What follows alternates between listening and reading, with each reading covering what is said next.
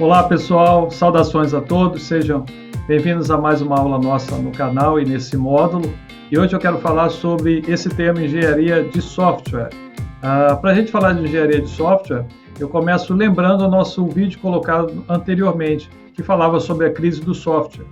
Não tem como falar da engenharia de software, do surgimento, da finalidade dela, sem entender primeiro e lembrar a crise do software. E aí, lembrando algumas características da crise do software, só para a gente revisar, a gente fala dos projetos que estouravam o orçamento.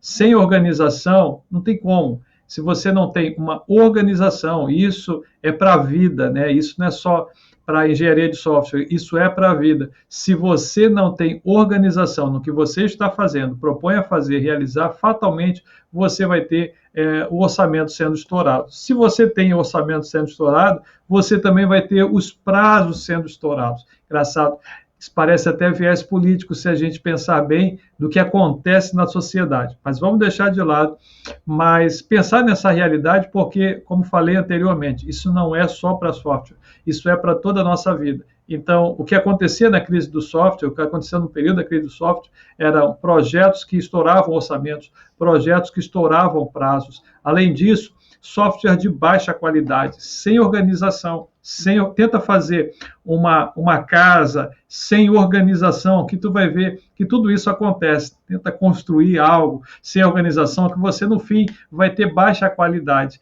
Para ter alta qualidade, para ter um projeto bem preparado, você tem que pensar, analisar, refletir, ver qual caminho, ver que ferramenta você vai seguir. A crise do software também trouxe para a gente softwares que muitas vezes não realizavam o que se esperava. Se você for num caixa eletrônico, colocar um cartão, digitar a senha, o que você espera que aconteça ali naquele momento? Você espera que você tenha a consulta da sua conta bancária. Às vezes a gente tem essa ideia de não realizar o que espera quando você liga para alguns saques, alguns atendimentos eletrônicos. Talvez você já tenha tido experiência. É tanta coisa que se fala ali e você fala, puxa, tem algo errado, porque não está ainda a cara do cliente, o que eu preciso não está aqui, e você fica naquele atendimento.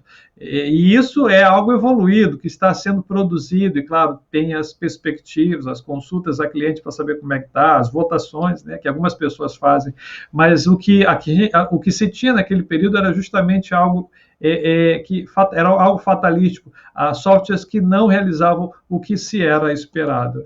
Outra característica era que os projetos eram ingerenciáveis, com código difícil de ser mantido. E a falta de organização, um exemplo bem simples. Uma empresa sem organização, uma empresa de desenvolvimento de software sem organização, vai ser aquela empresa que tem o cara que trabalha para ela como programador, desenvolvedor, e ela não gera regras gerenciáveis de manipulação de código. Aquele cara sai, um dia aquele cara sai, entra outro, tem que começar tudo de novo, porque você o código, você não tem especificação no código, você não tem comentários no código, você não tem as especificações do que está acontecendo, então o cara tem que ficar lendo e recodificando o próprio código do outro programador, ninguém faz isso, e aí acaba se perdendo muito tempo, então tem que ter organização para que essas coisas aconteçam. Ora, se a gente tem tudo isso, a gente então vai ter a engenharia de software surgindo, né? E ela vai trazer justamente a ideia de organização em um termo, em um conceito, né? Trazendo aqui um conceito, engenharia de software é a área de conhecimento da computação voltada para a especificação, o desenvolvimento e a manutenção. Preste atenção, voltada para a especificação. Não está falando aqui na especificação, talvez o cara pense, não, a engenharia de software eu vou pegar, sentar e programar e desenvolver o sistema. Não, primeiro eu tenho que especificar o que eu quero fazer. Depois eu começo a desenvolver. Especificar envolve várias coisas. Por exemplo, requisito, o que eu preciso, conversar com o cliente, definir as etapas dentro desse cliente, definir a ferramenta que eu vou trabalhar, o que eu preciso de internet, preciso de liberação disso, preciso especificação. Depois o desenvolvimento e a manutenção. 3 áreas importantíssimas que envolvem a engenharia de software. E aí a gente pode fechar esse conceito, porque essa primeira parte é bem breve, bem conceitual, esse primeiro conceito de engenharia de software, falando sobre as etapas básicas. A gente vai especificar essas etapas ao longo do curso, mas eu quero falar rapidamente sobre essas etapas básicas. Deixa eu colocar só as etapas aqui, que são requisitos. Como eu falei para vocês, o requisito é definir o que eu preciso, o que o cliente precisa, o que o cliente está pedindo, qual é a necessidade do cliente. O programador, o analista, o desenvolvedor, ele pode ter até uma experiência e pode dar até uma sugestão, mas ele tem que começar em cima do caso do cliente. Exemplo simples, a gente pode pensar que toda farmácia é igual, mas você pode pegar uma farmácia que o cara quer um controle de fiado. Você fala, mas fiado? Mas ninguém vende fiado. Quem disse que não vende fiado? Uma pesquisa de 2018, se não me falha a memória, lembra que 32% das compras no Brasil eram fiados em 2018. A gente tem aí um sistema financeiro louco por causa disso, doido por causa disso. Talvez eu possa estar até errando no percentual, mas existe um percentual de compras em fiados no Brasil, por mais que pareça loucura, por mais que pareça algo impossível, ainda existe. Você pode encontrar um dia um sistema para um lugar que o cara peça fiado, o cara quer cadastrar ali. Ele tem clientes que pagam depois, loja de construção que tem clientes que pagam depois, loja de material que tem clientes que pagam depois. Então, qual é o requisito? Eu não posso pressupor que todo mundo é igual. Eu posso ter sistemas abrangentes que alcançam todos, mas em alguns momentos eu vou ter particularidades que devem ser tratadas. Depois dos requisitos, a análise, né, que o próprio nome já diz, analisar, pensar, ter a ideia de como projetar esse sistema, de como desenvolver esse sistema, quais são as ferramentas, o caminho que o usuário pediu, os requisitos que estão vindo para cá, indicam quais ferramentas, quais nuances para serem trabalhadas. O projeto em si, que é olhar o projeto, definir as etapas do projeto, base de dados, o que eu preciso, e aí eu começo a implementar a linguagem, o desenvolvimento, as equipes que vão implementar.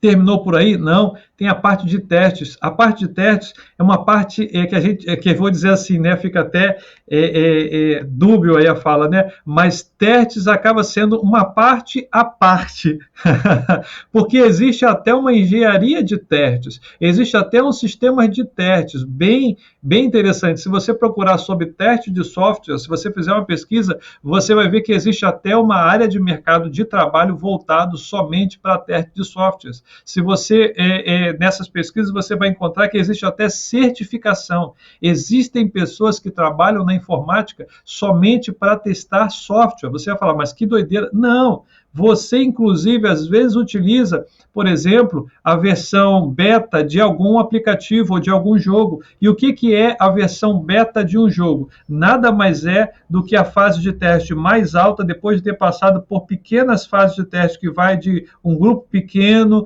vai evoluindo de grupos até chegar no beta. E a beta é a última parte do teste, onde você disponibiliza isso aí para uma comunidade maior de pessoas, mas está atento aos possíveis erros, recebe erros de relatório para estar atualizando isso aí. E detalhe, se der algum problema na versão beta, você não pode falar, você não pode processar aquela empresa. Por quê? Porque você está usando uma fase beta, um software de teste. Então veja que a gente chega no teste, a gente está falando de engenharia e existe uma própria engenharia de testes de softwares, algo muito legal, é uma área, né, é uma linha de trabalho muito interessante dentro da área de informática que poucas pessoas conhecem. Depois pesquisa aí, teste de softwares, que você vai ver como é que é grande, como é uma área exclusiva. E assim, até falo porque eu trabalho nessa cadeia de teste de softwares também em escolas, né? E aí é interessante porque, assim, o programador, quando desenvolve, para ele, o programa que ele fez é o melhor programa. É algo muito interessante. Por isso você precisa de pessoas numa equipe fora do programador para fazer os testes. Passou dos testes, vem a homologação, e aí passou da homologação, vem a implantação. Olha, essas são, dá até cansaço, né? Essas são as etapas, né? As etapas básicas da engenharia de softwares. Daí você começa a ter uma organização, você começa a ter um procedimento de organização, de tratamento da informação, de controle do que você está fazendo, justamente para evitar prazos extrapolados, orçamentos extrapolados, baixa qualidade dos softwares, para evitar com que o que você entrega não é o que o cliente quer, para fazer com que o sistema tenha justamente a qualidade, a qualificação, o aprimoramento e seja a necessidade do cliente no mercado naquele momento. Ok? Gente, fechando aqui essa primeira parte, vamos continuar com o assunto à frente, para o vídeo não ficar grande, ok? Um grande abraço, saudações e continua com a gente aí nas próximas aulas.